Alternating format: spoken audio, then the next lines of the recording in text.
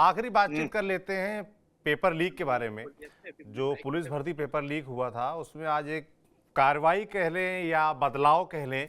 जो पुलिस भर्ती बोर्ड है उससे जो अभी अध्यक्ष थे 1990 बैच के आईपीएस अधिकारी रेणुका मिश्रा को उनको हटा दिया गया है और 1991 बैच के आईपीएस अधिकारी राजीव कृष्णा को ये जिम्मेदारी दी गई है।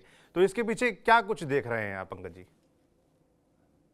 देखिए रेणुका मिश्रा जो इसकी अध्यक्ष थी और उनके पति आदित्य मिश्रा भी आईपीएस है। और देखिए ये जो है इस मामले में हम देखें तो शुरुआत में सरकार बिल्कुल इस हम्म। मूड में थी कि कुछ हुआ ही कुछ नहीं है हुआ नहीं पेपर है लीक के जी। मामले में। लेकिन बाद में सरकार को लगा, जिस तरीके से भर्ती परीक्षा में जो लाखों लोग शामिल हुए थे उन्होंने सबूत पेश किए, जी। उसके बाद जाके माना गया कि पेपर हम्म, लीक हुआ। उससे पहले तो सरकार उस डिनायल मोड में थी ना, आप बिल्कुल। देख ही रहे थे कि क्या हो रहा था, हम्म, जबकि पेपर पहले लीक हो गए थे।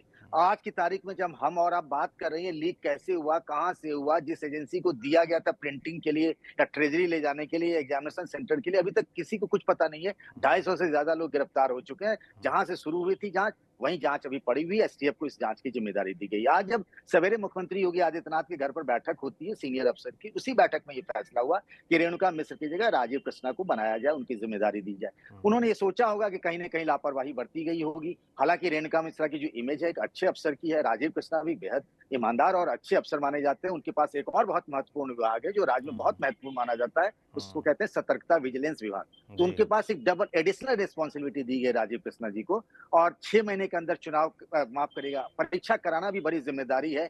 टीसीएस से बात की, टीसीएस ने कहा हम परीक्षा नहीं कराएँगे। तो पेपर लीक हुआ, आगे ना हो, ये सबसे पहली प्राथमिकता होनी चाहिए और जितनी जल्द हो परीक्षा हो जाए। अब किसने गलती की, क्या की, ये तो अभी तक जांच में सामने बात अभी तक नहीं आई है। लेकिन योगी जी ने आज एक बड़ा फैसला किया और हेड को हटा करके एक बदलाव किया कि राजीव कृष्णा को रेणुका की जगह लाया गया है।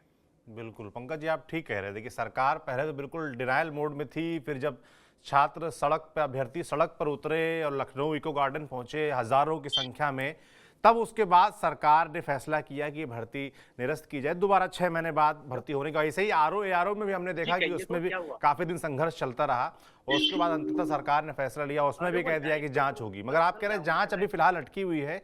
पर ये जो एक्शन लिया गया है, जो अधिकारी बदले गए हैं, इसके बाद उम्मीद लगाई जा सकती है कि शायद एक्शन में भी थोड़ी तेजी आए, कार्रवाई में भी थोड़ी तेजी आए।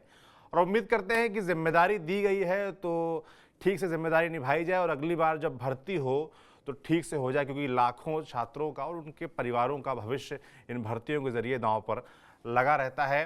पंकज जी, बहुत बहुत धन्यवाद आपका, आप हमारे साथ जुड़े। फिर कल बातचीत होगी, जो भी डेवलपमेंट होगी उनको लेकर। आज मंत्रिमंडल विस्तार है, उसके बारे में हमने आपको जानकारी दी। मायावती के नाम क्या चल रहा है उसको लेकर हमने आपको जानकारी दी।